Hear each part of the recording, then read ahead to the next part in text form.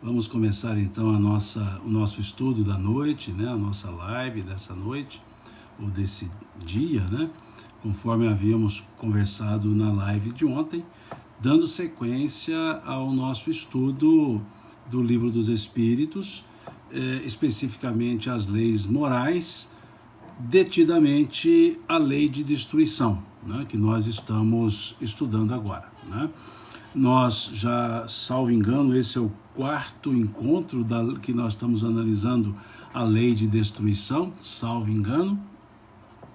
E hoje vamos conversar 3 tópicos, né, da lei de destruição: guerras, assassínio, crueldade, né, e duelo, talvez, acho que talvez não necessite, e eu creio que pena de morte não daria para estudarmos hoje, não, né? Essa ideia de tratada aqui no livro, na lei de destruição, guerras, assassínio, crueldade e duelo, nós temos que contextualizar, né? Kardec escreve a obra na segunda metade do século XIX, né?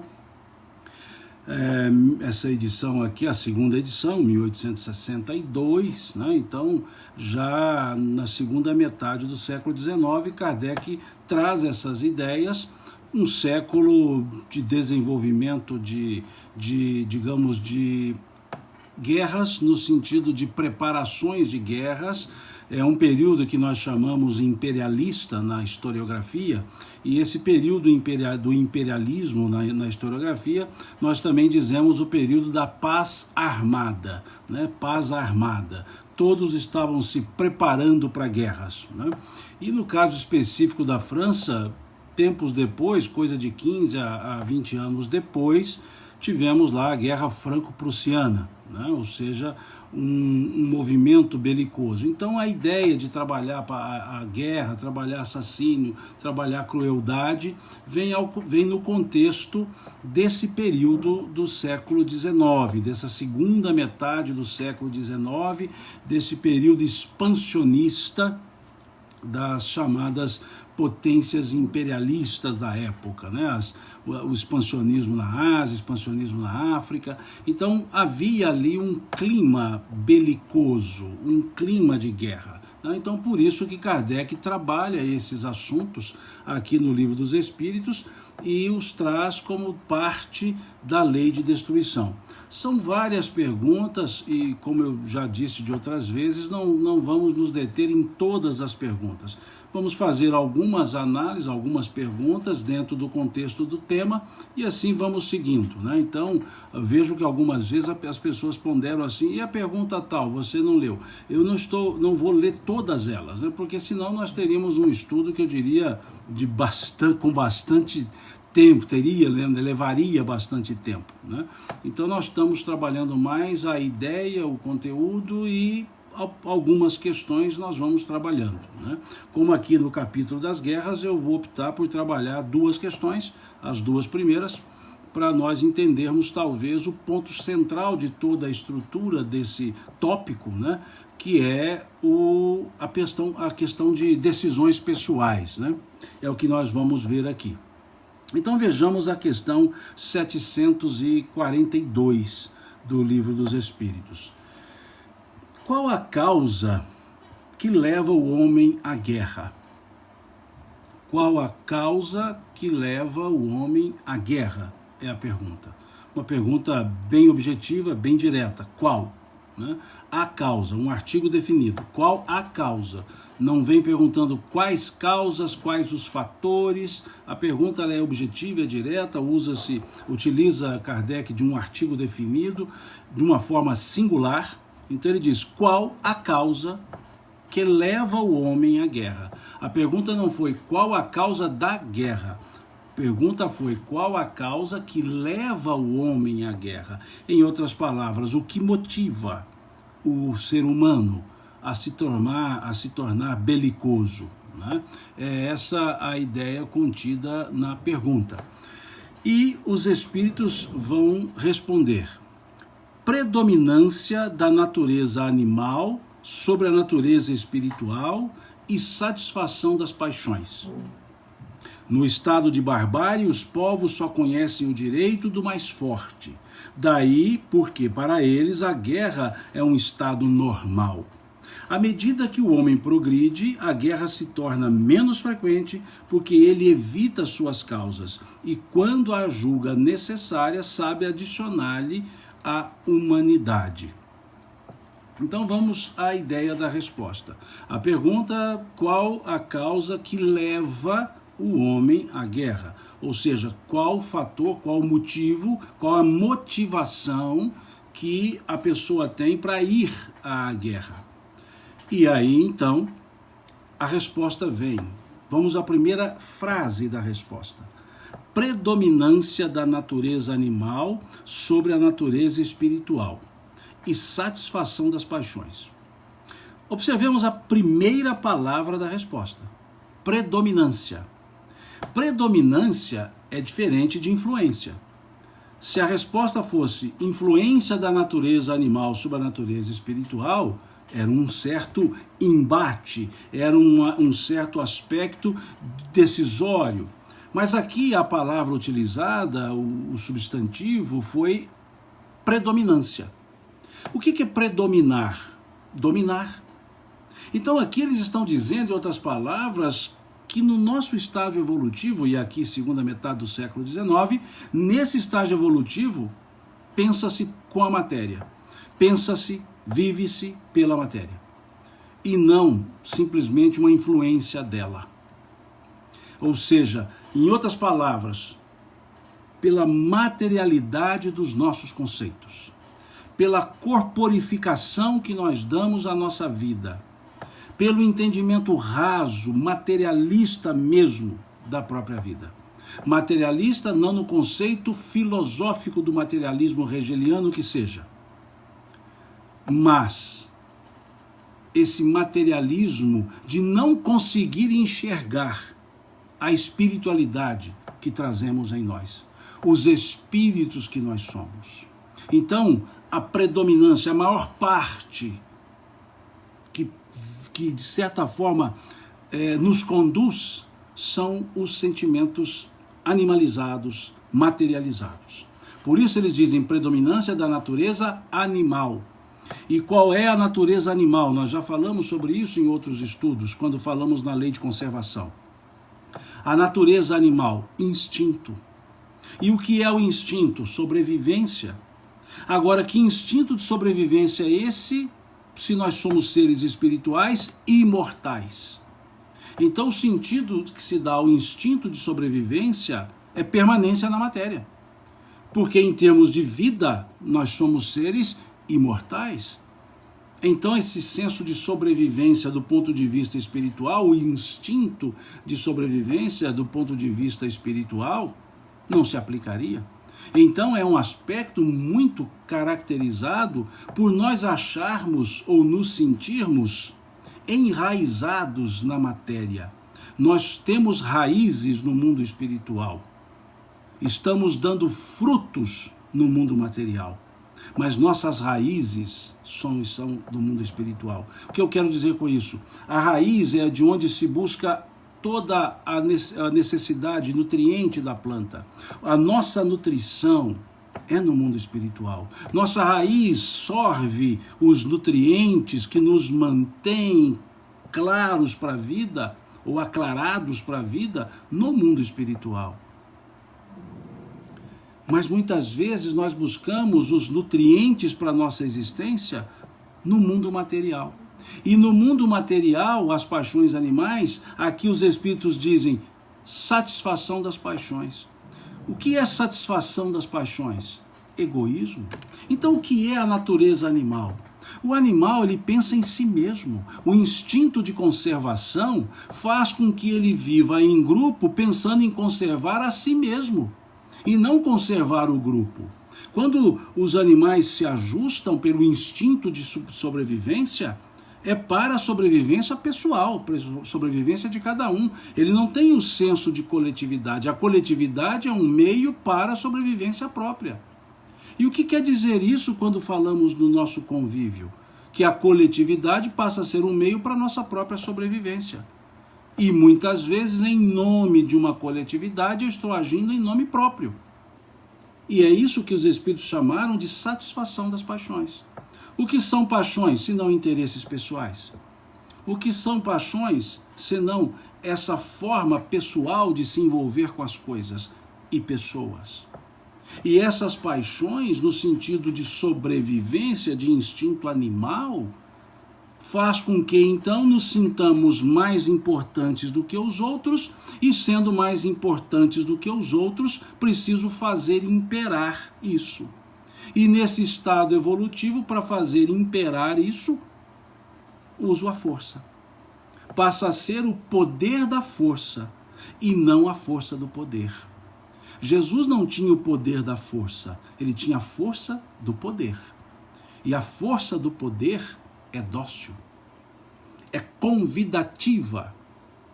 O superior não impõe a força, ele não impõe o poder à força, ele tem a força do próprio poder, que é o que vemos no Evangelho de Mateus, capítulo 7, quando Jesus encerra o Sermão do Monte. Mateus diz: e todos se admiravam da sua doutrina, porquanto ele ensinava como quem tinha autoridade, diferentemente dos fariseus. Os fariseus impunham o poder pela força. E, na verdade, o poder tem a força natural. É o poder da força imperando e não a força do poder. E Jesus tinha a força do poder e não o poder da força. O poder da força tentou calá-lo, mas a força do poder manteve viva a sua frase, a sua fala até hoje. Então é esse aspecto que está nessa questão 742, quando se pergunta: qual a causa que leva o homem à guerra? Leva o homem à guerra, não é a causa da guerra. Predominância da natureza animal sobre a natureza espiritual e satisfação das paixões. Então nós precisamos pensar: o que predomina em nós? O que predomina em nós? A nossa natureza é espiritual, mas acabamos por nos revestir de uma natureza que não é nossa, a natureza animal, material. Então pensemos nesse aspecto para a pergunta: qual a causa que leva o homem à guerra? Predominância das paixões, satisfação das próprias paixões. Esse é o aspecto que faz com que então os povos combatam entre si para predominar a força, para predominar o poder da força e não a força do poder. Miramês, o espírito, ele tem uma frase muito interessante. Ele diz: o convite de um superior é irresistível. Veja que interessante a frase do espírito Miramês. O convite de um superior é irresistível. Quem tem a força do poder não manda, convida. E o convite é tão forte, tão carinhoso, tão profundo, que é irresistível. Mas quem não tem o poder, a força do poder, usa o poder da força. E aí lembramos daquela expressão contida no Evangelho segundo o Espiritismo, quando diz: e o Pai dirá, nessa casa eu mando e sou obedecido. E as pessoas pensarão, e é detestado. Veja que coisa interessante. Então essa é a ideia. Em tudo, não só na guerra no sentido que se dá aqui, ao tópico, ao capítulo, a guerra no sentido belicosidade, mas a guerra que fazemos quando queremos imperar, fazer imperar as nossas paixões, quando queremos fazer imperar os nossos pontos de vista, as nossas verdades, as nossas vontades.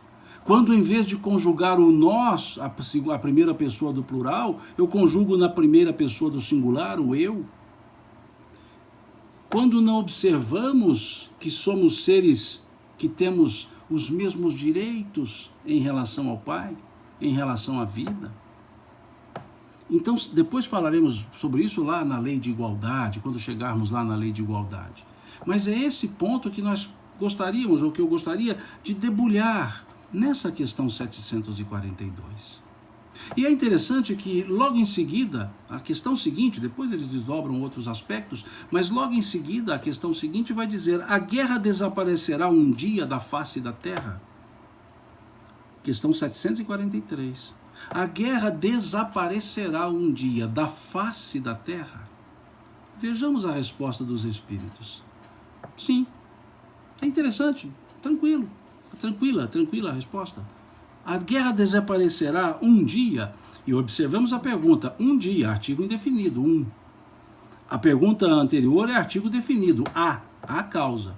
Aqui na questão seguinte é um dia, não está se buscando precisar que data. Um dia, quer dizer, haverá um momento em que a guerra desaparecerá da face da terra? E os espíritos respondem, sim. E quando como a pergunta foi um dia, um artigo indefinido, a resposta vem também numa forma de futuro do subjuntivo. Quando? Né? Futuro do subjuntivo. O que é a questão subjuntiva? Quando você utiliza o subjuntivo, esse modo subjuntivo, diferentemente do modo indicativo da nossa estrutura gramatical, quando utilizamos o modo subjuntivo, é porque as ações dependerão de outras ações.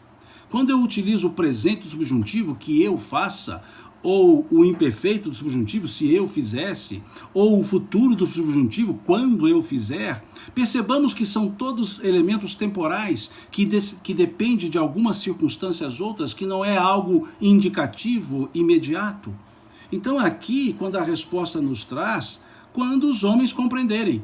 Quando os homens compreenderem é uma forma subjuntiva da conjugação. Está usando o futuro do subjuntivo. E o futuro do subjuntivo sempre dependerá de atitude.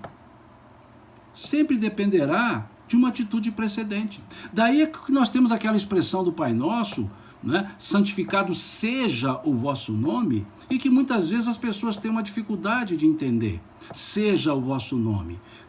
Se tivesse descrito ou tivesse dito santificado é o teu nome, era presente no indicativo, ou seja, algo imediato. Mas quando diz santificado seja, é presente do subjuntivo.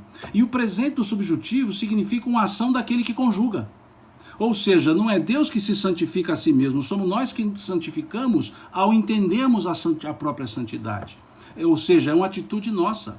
Então o presente do subjuntivo, ou o subjuntivo, ele sempre leva para quem conjuga a atitude, a responsabilidade. Então aqui os espíritos, ao responderem à pergunta, eles utilizam a forma subjuntiva, ou seja, o futuro do subjuntivo, porque a pergunta foi para um tempo indefinido. Ou seja, a pergunta foi: desaparecerá um dia? Então os espíritos perceberam claramente a ideia do artigo indefinido e responderam na forma também indefinida.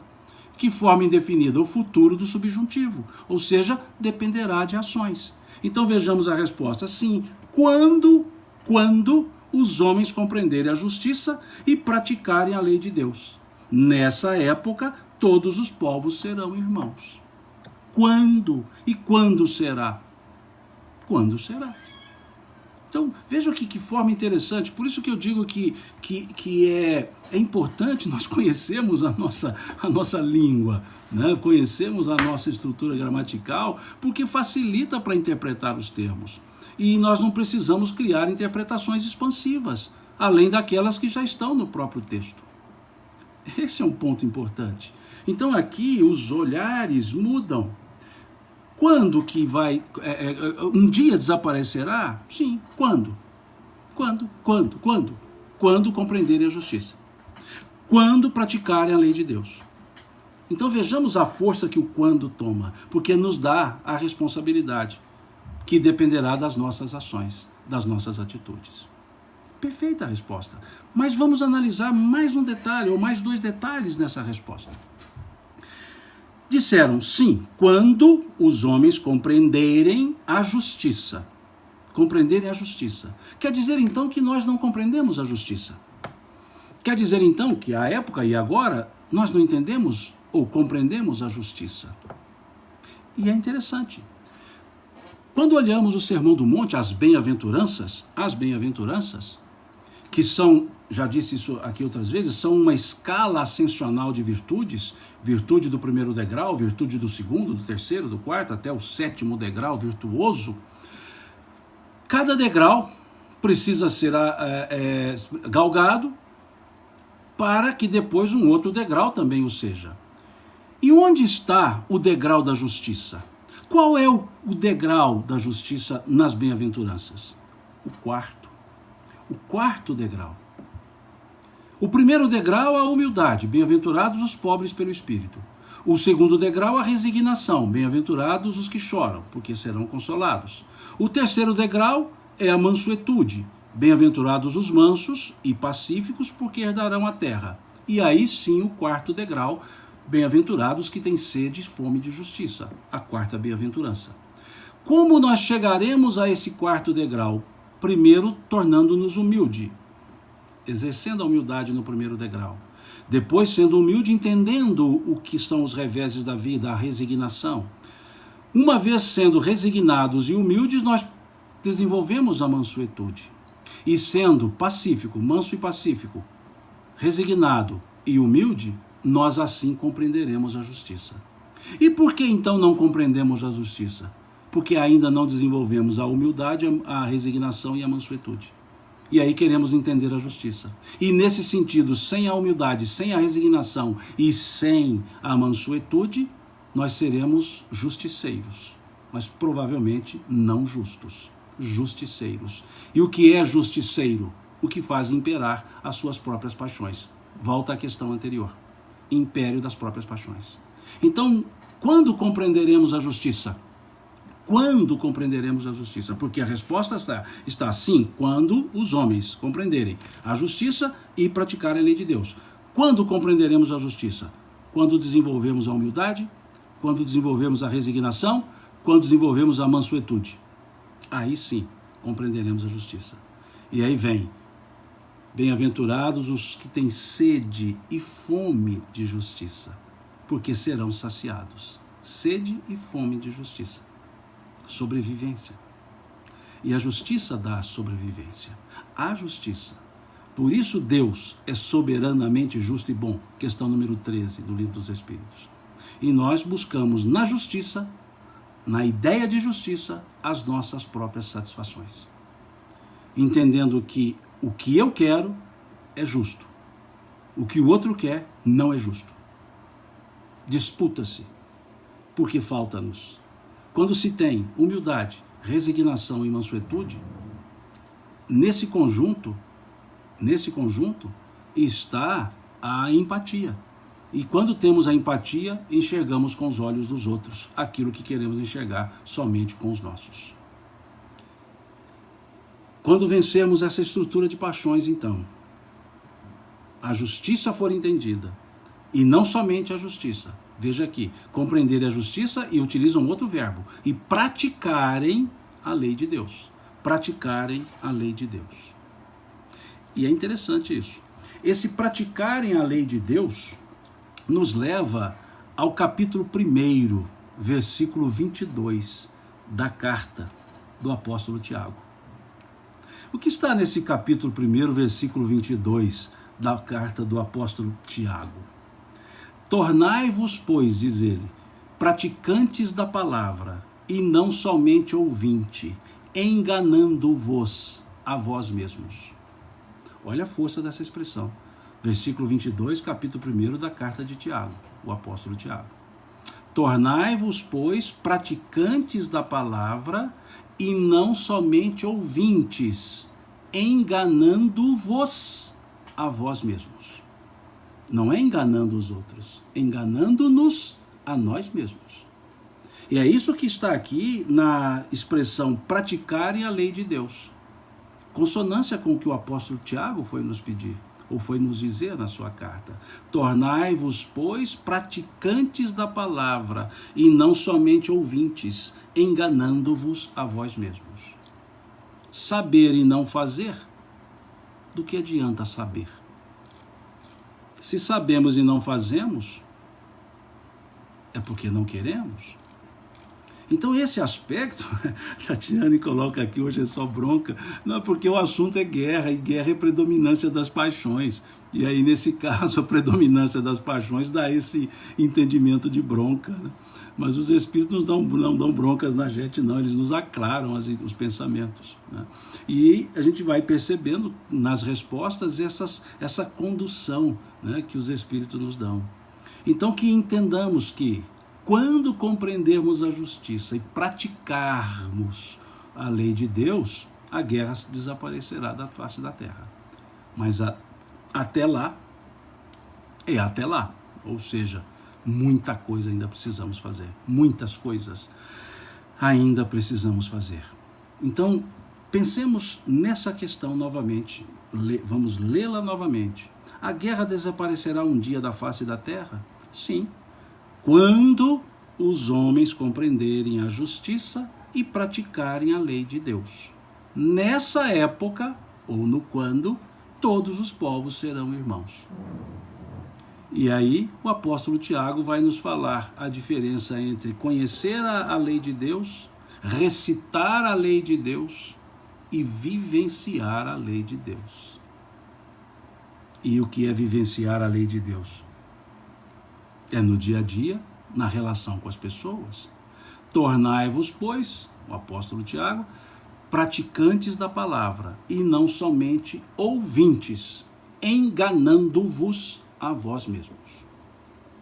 Esse é o aspecto aqui desse conjunto de questões. Depois aqui há um desdobramento que Kardec faz aos espíritos, volto a dizer, dentro desse contexto do século XIX, segunda metade do século XIX, que é conhecida na historiografia, né, lembrando dos meus dias aqui de professor de história, de historiografia, conhecida esse período como o período da paz armada. Paz armada.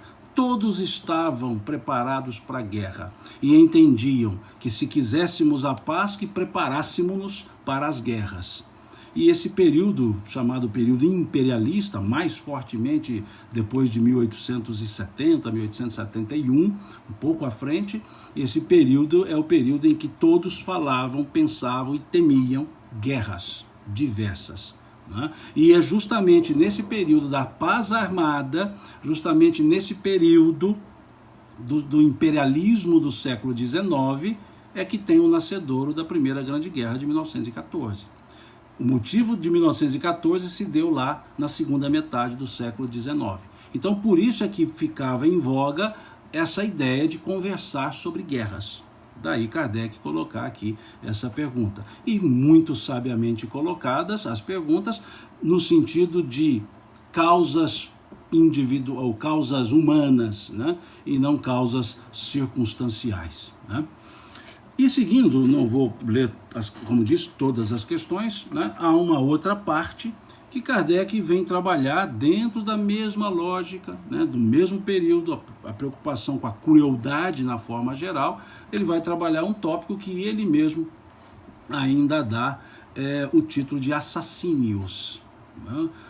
E aí então ele pergunta a questão 746. E aqui nós podemos até fazer digressões filosóficas com relação às guerras, né? As guerras morais, as guerras contra as nossas próprias más tendências, a guerra contra os nossos orgulhos, contra o nosso orgulho, Poderíamos fazer essa digressão também, que seria uma forma simbólica de analisar, perfeitamente cabível, né? Essa guerra contra as nossas paixões, né? Essas paixões que aqui os espíritos chamaram de satisfação das próprias paixões. Guerra contra nós mesmos, né? Onde formamos aquilo que um conjunto de rock cantava, agora não me lembro se é o Ira, ele dizia exército de um homem só, né? Então as guerras de nós contra nós, ou seja, nós mesmos contra nós mesmos, somos exércitos de um homem só, né? Ou seja, na linguagem mais poética e mais profunda do apóstolo Paulo, combater o bom combate, dominar as próprias paixões, né? Fugir, como o apóstolo Paulo foi dizer a Timóteo, fuja das paixões. Só que ali ele disse, fuja das paixões da mocidade, né? Ou seja, das paixões da inexperiência, das paixões puras e simples dos impulsos, né? E isso também podemos trazer com uma ideia simbólica para as guerras, mas não é bem esse o foco que nós estamos dando na característica do estudo do Livro dos Espíritos, ou nessa característica de estudo do Livro dos Espíritos. E aí eles vão também, Kardec então vai perguntar, o assassínio é um crime aos olhos de Deus? Eles respondem sim, um grande crime, pois aquele que tira a vida ao seu semelhante corta uma existência de expiação ou missão. Aí é que está o mal. É interessante quando a frase é bem escrita, né? Muito interessante. Vejamos. Sim, um grande crime, pois aquele que tira a vida ao seu semelhante, não é a vida do seu semelhante, porque não tem como tirar a vida porque somos imortais, mas é tirar a vida ao semelhante no aspecto de tirar a oportunidade na vida, a oportunidade de estar encarnado na vida. É uma pura e simples, né, conjunçãozinha, né, uma conjunção quase que prepositiva, e aqui vai se colocar a ideia, né? Sim, um grande crime, pois aquele que tira a vida ao seu semelhante corta uma existência. Veja que interessante, corta uma existência, mostrando que refere-se à pura e simples encarnação. Uma existência de expiação e missão. Aí é que está o mal. E quando fala aí é que está o mal, corta uma existência de expiação e missão, nos leva à questão 132 do Livro dos Espíritos, que vai nos falar da finalidade da encarnação, da importância de estarmos aqui encarnados. E estamos aqui encarnados, segundo, aqui o Sandro faz uma correção, por isso que eu disse que eu não me lembrava, ele está recuperando aqui, Engenheiros do Havaí, a banda, né? E não o Ira. Eu falei, olha, eu não sabia dizer, não estava me lembrando quem era, que afinal de contas, anos 80 já passou um tempinho até eu me lembrar. Bandas do Engenheiro do Havaí, Exército de um Homem Só. Mas voltando então à questão, obrigado Sandro, voltando à questão, por que cortar a existência da expiação ou da missão? Porque a existência física material é importantíssima. Porque segundo a questão 132 do Livro dos Espíritos, nós estamos a encarnação tem por finalidade nos fazer progredir. Estamos aqui para isso, é uma oportunidade. Se associarmos a questão 132 à questão 167, verificaremos que esse progresso é gradativo. O que diz a questão 167? Qual a finalidade da reencarnação dos espíritos? A questão 132 diz qual a finalidade da encarnação. A questão 167, reencarnação. E os espíritos respondem, expiações, aprimoramento progressivo da humanidade.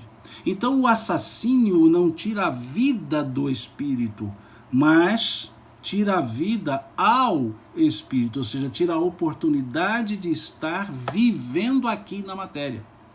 E viver aqui na matéria é o meio que nós temos para o nosso próprio progresso, para a nossa própria evolução. Estamos como que coibindo, tirando o direito da outra pessoa progredir, exercer o progresso.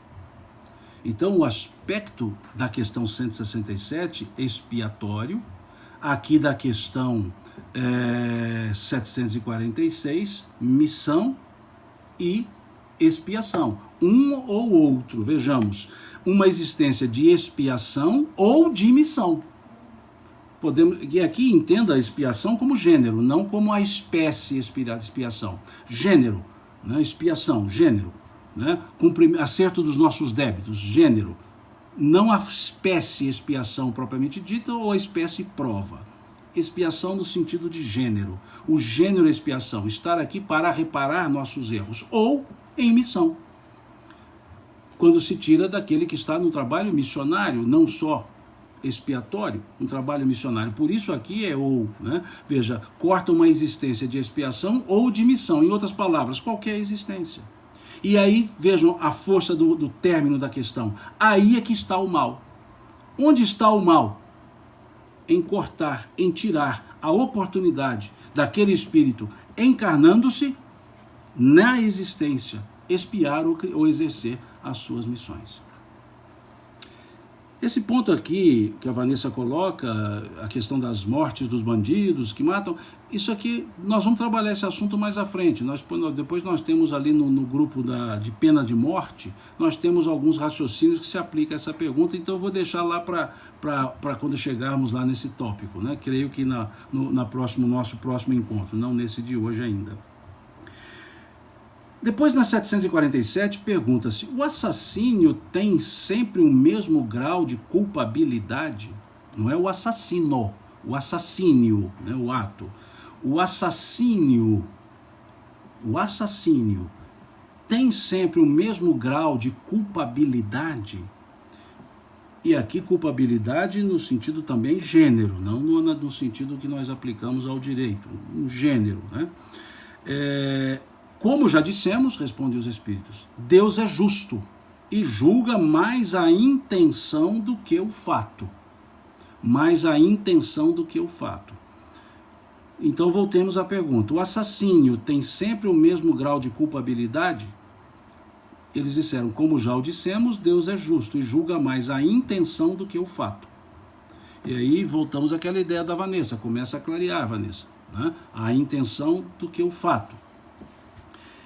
Isso nos leva ao capítulo 7 do livro Céu e Inferno, ao Código Penal da Vida Futura, que estou citando quase sempre aqui nas nossas lives, porque tem muito a ver com a lei de conservação de destruição, especificamente o artigo 11 desse Código Penal da Vida Futura. O artigo 11, capítulo 7 do livro Céu e Inferno, para a gente entender esse ponto aqui da intenção. Então vejamos, deixa eu achar aqui, vejamos o que fala esse artigo 11 do capítulo 7 do livro Céu e Inferno. A expiação varia segundo a natureza e a gravidade da falta, podendo, portanto, a mesma falta determinar expiações diversas, conforme as circunstâncias atenuantes ou agravantes em que for cometida. Situações atenuantes, situações agravantes em que for cometida. Vamos ler de novo o artigo 11? A expiação varia segundo a natureza e a gravidade da falta, podendo, portanto, a mesma falta determinar expiações diferentes, conforme as circunstâncias atenuantes ou agravantes em que for cometida. E o que temos aqui na questão 747? O assassínio tem sempre o mesmo grau de culpabilidade? Deus é justo, como dissemos, Deus é justo e julga mais a intenção do que o ato. E é justamente no campo da intenção que vai estar a agravante ou atenuante contida no artigo 11, capítulo 7 do livro Céu e Inferno. A atenuante ou agravante estará ali, a intenção. E outras atenuantes e agravantes, o grau de conhecimento. Né? Aquele que mais foi dado, mais lhe será pedido. Entre um que sabia e comete o erro e outro que não sabia e comete, há situações diferentes, atenuantes e agravantes. E se a intenção é malévola, na linguagem nossa aqui o dolo, é uma agravante. Então é isso que os Espíritos estão colocando, que o mesmo ato, o mesmo fato, ele pode gerar expiações diferentes, em função justamente das situações atenuantes ou agravantes que geraram o fato, que geraram o modo de agir, né? Então é um aspecto que está muito claro aqui nessa resposta da 747. E aí já nos encaminha para a questão 748, trabalhando justamente um fato na linguagem nossa do direito, de excludente de ilicitude, que aqui eles vão chamar de uma outra forma. Aqui Kardec vai perguntar: Deus desculpa? Olha que interessante. Olha que pergunta assim, bem dócil. Deus desculpa o assassínio, não é o assassino, o assassínio em caso de legítima defesa, que é a questão 748. Deus desculpa o assassínio em caso de legítima defesa? E aí eles vêm dizendo os espíritos, só a necessidade pode desculpá-lo. Olha que força essa palavra. Só a necessidade. Só a necessidade. Não é vontade de fazer somente. Não, não. É necessário ou não? E diz, só a necessidade pode desculpá-lo, não é Deus. A necessidade pode desculpá-lo. Mas, olha, vejamos a conjunção adversativa. Mas, se o agredido puder preservar sua vida, sem atentar contra a do agressor, deve fazê-lo. Aí, o final da frase é uma obrigatoriedade, deve fazê-lo. Vejamos a resposta. Só a necessidade pode desculpá-lo, mas se o agredido puder preservar sua vida sem atentar contra a do agressor, deve fazê-lo. É o que no nosso direito nós chamamos de opor força proporcional, né? Ou seja, a legítima defesa é qualificada por força proporcional à agressão, a força de defesa proporcional à força de agressão. Então, se a força de agressão é menor do que a força de reação, ou seja, a força de proteção, não seria legítima defesa. Há uma desproporcionalidade. Isso é, resumidamente, me desculpem os juristas, eu estou fazendo isso de uma forma mais rasa, muito rasa, né? É a proporcionalidade. Então, o ato de legítima defesa tem que ser proporcional à força agressora. Porque se o ato de legítima defesa for desproporcional no sentido de maior do que a força agressora, deixa de ser legítima defesa e passa a ser uma força agressora por reação, né? Então é esse o aspecto que os espíritos querem trazer aqui, ou trazem aqui. Vejamos, só a necessidade pode desculpá-lo, mas se o agredido puder preservar sua vida sem atentar contra a do agressor, deve fazê-lo. Proporcionalidade da reação. Então é esse o ponto que os espíritos querem trazer. E eu acho muito interessante que talvez os nossos legisladores nem sempre conhecem, né, essa estrutura do mundo espiritual, e a gente vai encontrando que seja intuitivamente umas certas correlações do entendimento da aplicabilidade material a um entendimento de uma norma, por assim dizer, do mundo espiritual.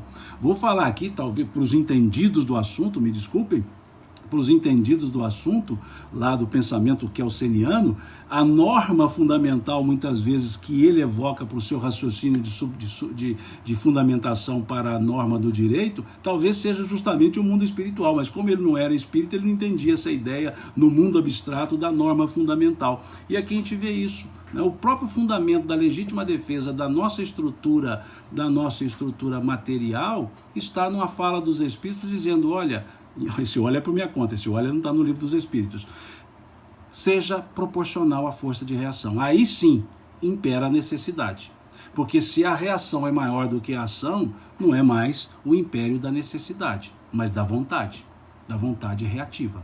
Então é isso que está colocado aqui na questão 748 do livro dos espíritos. E segue, né, 750, vou salpicando, né? Falou aqui da guerra, no mesmo fato, né? O assassínio durante as guerras, então aplica-se o mesmo raciocínio, as circunstâncias, né? O mesmo raciocínio. E aqui então, na questão 750, qual é mais condenável aos olhos de Deus? O parricídio ou o infanticídio? Aqui a pergunta ela até utiliza uma palavra bem técnica, né? O parricídio, né? O assassínio do pai, né? Ou o matricídio, né? O assassínio da mãe. Então vamos tomar parricídio aqui como matricídio e parricídio, né? Assassinar o pai e a mãe. Ou assassinar o nascituro, né, o infanticídio aqui colocado. Não vou entrar nos detalhes técnicos do que é infanticídio, não é isso. Mas, ou seja, aqui é interessante a pergunta porque ela vai para dois extremos. O progenitor ou a progenitura? Ou seja, qual é mais condenável? O assassínio do progenitor ou da progenitura em si, né, do progênito, ou seja, do nascituro? E aí os espíritos respondem assim, ambos são igualmente, porque todo crime é um crime. Veja que eles, aparentemente uma redundância, todo crime é um crime. Todo crime é um crime. Não interessa o sujeito. Não interessa o sujeito. Não interessa se é de progenitor para o progênito ou do progênito para o progênito, não interessa. Interessa o ato. Mais uma vez, a Sandra coloca aula de direito, não, longe disso, né? Se eu falar aqui que eu estou dando aula de direito, eles me caçam como docente. Isso aqui não é nenhuma, é só um esboço, é mesmo raso, só para dar um entendimento, para a gente perceber que há ressonâncias, né, na nossa estrutura material, nas nossas leis materiais, com a própria ideia, né, do mundo espiritual. Esse aspecto aqui é para mostrar o seguinte: não existe o sujeito, existe o fato. E é interessante aqui que as perguntas sempre vão para o assassínio e não para o assassino, ou seja, é o ato que está sendo analisado, é o fato que está sendo analisado. E aqui eles resumem nessa resposta então que não interessa o sujeito, interessa o ato, o fato, a intenção, a necessidade, que são os elementos que compuseram essas perguntas que achamos por bem trabalhá-las. Depois segue, né, para o item crueldade. E lá no item crueldade, questão 752, Kardec pergunta aos espíritos: podemos associar o sentimento de crueldade ao instinto de destruição? Ou seja, por ter um instinto de destruição é que nós somos cruéis? Mas o instinto de destruição está no reino animal, quando nós estudamos lá. Porque o reino nominal é a razão, é a racionalidade. É racionalidade. Né? Não é o instinto de destruição. Isso é no reino animal. Né? Leandro colocando: estamos tendo aula de direito e português à luz do espiritismo. Não, nem aula de espiritismo nós estamos tendo, estou apenas estudando em conjunto com vocês. É um estudo, e como qualquer estudo, o estudante está sujeito a erro. No caso, eu sou estudante também aqui com vocês, posso ter erro interpretativo, né? E se tiver, é só indicar que a gente já está consertando, já estou mudando e adotando a nova ideia. Então vejamos, podemos associar o sentimento de crueldade ao instinto de destruição? Aí eles colocam: é um instinto de destruição no que tem de pior. Olha que interessante. Então quer dizer que há uma gradação no instinto de destruição. É o instinto de destruição no que tem de pior. Por que no que tem de pior?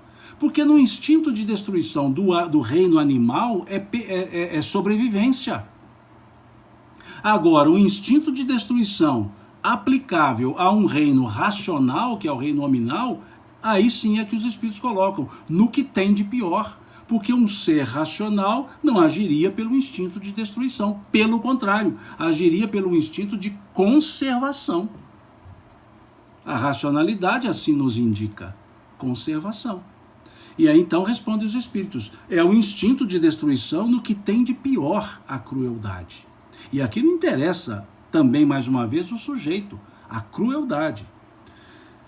Se algumas vezes a destruição é uma necessidade, a crueldade jamais o é, porque resulta sempre de uma natureza má. Vejam, a resposta curtíssima e contundente.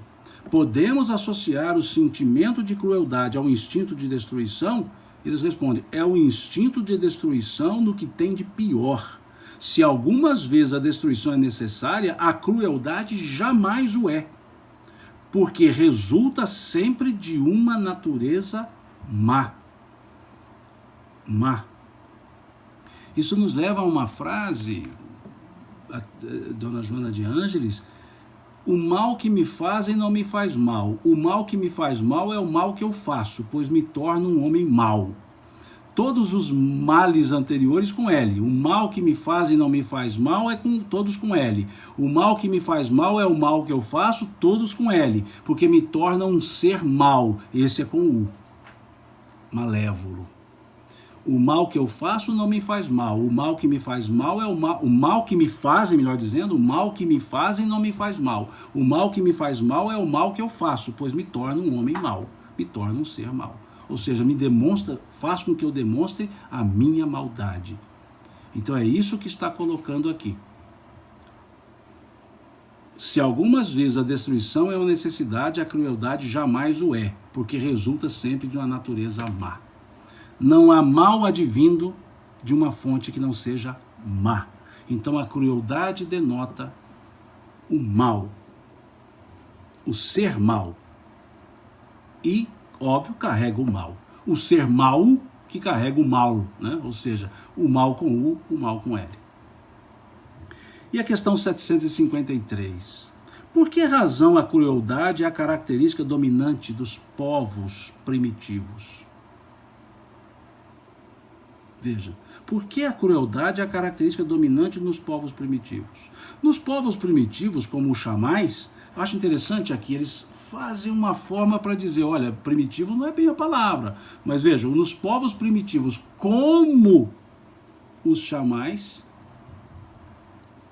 se refere, veja, os povos primitivos, como os xamãs, a matéria predomina sobre o espírito. Isso nos volta a qual questão?